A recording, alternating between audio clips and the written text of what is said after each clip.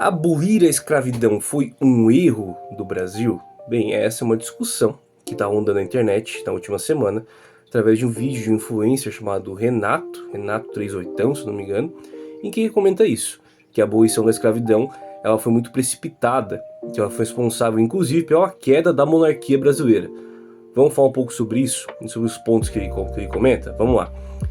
Primeiro, ele menciona duas leis, que é a lei do sexagenário e a lei do ventre livre, que são leis que deram um começo, o primeiro passo para a abolição da escravatura. Mas o que são essas leis? Vamos falar um pouquinho sobre ela? Vamos lá. Primeiro, lei do sexagenário. Quando o escravo alcançava 60 anos, ele estava automaticamente livre. Poxa, no primeiro momento, parece até uma lei boa, né? Mas pensa bem, vamos refletir um pouquinho sobre isso. Você alcança 60 anos, você trabalhou a vida inteira como escravo. Você não tem casa, você não tem salário, não tem finanças, não tem nada guardado, você não tem nada, porque você passou a vida inteira como escravo. Até a sua saúde está muito debilitada. Lembrando que a expectativa de vida de um escravo não era, tão comum chegar a 60 anos. A maioria do Brasil não chegava a esse ponto. Então, essa lei é meio confusa, entende? O negócio dizer assim, não, a partir dos 120 anos você não vai mais pagar imposto. Para quem vai chegar a 120 anos, meu Deus do céu? Percebe? Então essa lei, na verdade, ela surgiu para agradar interesses estrangeiros. Como assim? A gente já vai falar depois disso. Vamos falar da outra lei para depois voltar nesse ponto. A segunda lei que ele mencionou é a lei do ventre livre. O que essa lei queria dizer? Se você nascesse de um escravo, a partir de uma data específica, que foi a data que surgiu essa lei, você era livre. Olha que coisa boa, não era mais escravo. Mas pensa bem, vamos lá, vou refletir de novo. Você nasce numa senzala, seus pais são escravos, seus avós são escravos, e você vai morar onde? Você, um recém-nascido, está na senzala, você alcança seus 16 anos, 18, enfim, você vai para onde? De novo, você não tem onde morar, seus pais são escravos, você vai ter que sair, um homem negro, em pleno Brasil, que está fervendo de escravidão, vai conseguir o que? O emprego? Vai se formar numa faculdade? Não. Então você continuava na senzala, de um regime muito parecido com a escravidão, que na prática era escravidão ainda. Essas duas leis, agora a gente vai voltar para o ponto que eu ia mencionar. Essas duas leis, elas foram responsáveis por um verbete, como é que se fala? Uma expressão que a gente tem no Brasil chamado para inglês ver. O que essa expressão quer dizer?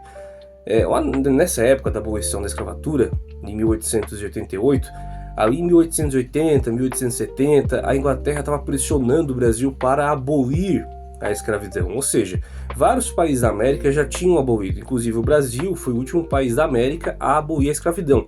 E a Inglaterra estava nessa vibe de países liberais, de direitos do homem, e não estava mais tão afim assim de manter a escravidão. E o Brasil era um parceiro comercial muito importante para a Inglaterra, então deu para entender, né?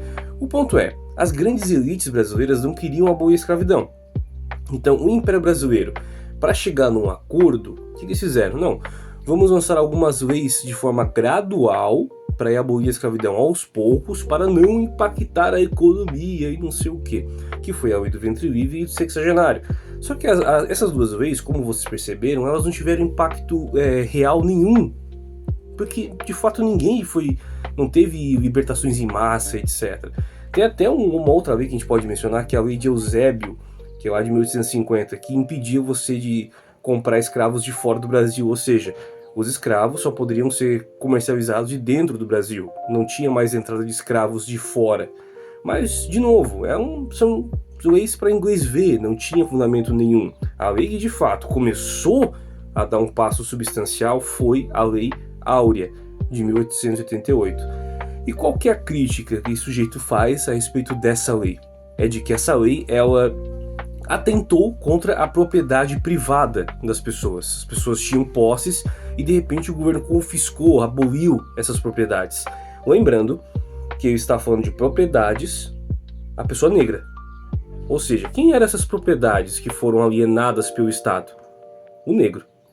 Percebe? Então aí já é um comentário bem racista, sim. Muito racista, né? Foi tão racista que deu a volta. Mas o ponto é, ok, vamos tentar pensar por essa lógica que ele está dizendo. O Estado brasileiro aboliu a sua propriedade privada. Ok, mas o seu negócio continua existindo. Percebe? Você teve que pagar alguma indenização para esse escravo? Não.